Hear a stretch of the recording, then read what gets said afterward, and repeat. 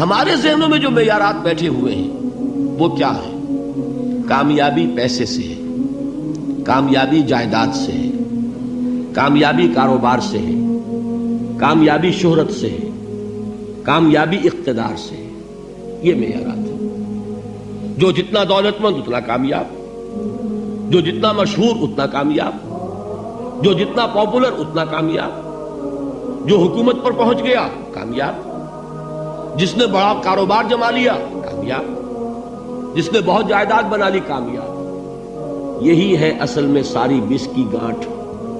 جو تصور کامیابی کا ہوگا اسی کے مطابق آپ کی بھاگ دوڑ ہوگی، اسی کے لیے جد و جہد ہوگی، اسی کے لیے توانائیاں صرف ہوں گی، اسی کے لیے دن رات کی مشقت ہوگی.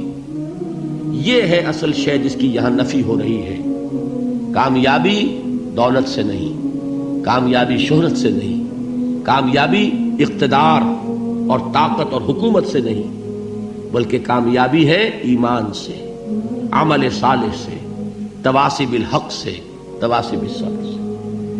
آپ غور کیجئے اس نقطہ نظر کا، اس ایٹیچیوڈ کا، یہ جو مینٹل ایٹیچیوڈ ہے، اس کا بدل جانا ہی انسانی شخصیت کے اندر انقلاب برپا کرے گا. اب آپ کا نتیجہ کیا نکلا؟ اگر تو دولت سے کامیابی ہوتی تو قارون بہت کامیاب تھا، اگر حکومت سے کامیابی ہوتی تو فرعون اور نمرود بہت کامیاب تھے.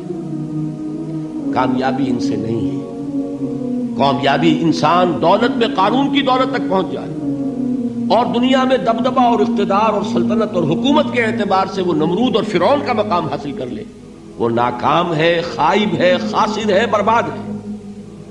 اور ابو ذر غفاری کامیاب ہے، چاہے ان کے پاس کچھ نہیں تھا، جھونپڑی تک نہیں تھی، کوئی گھر نہیں تھا.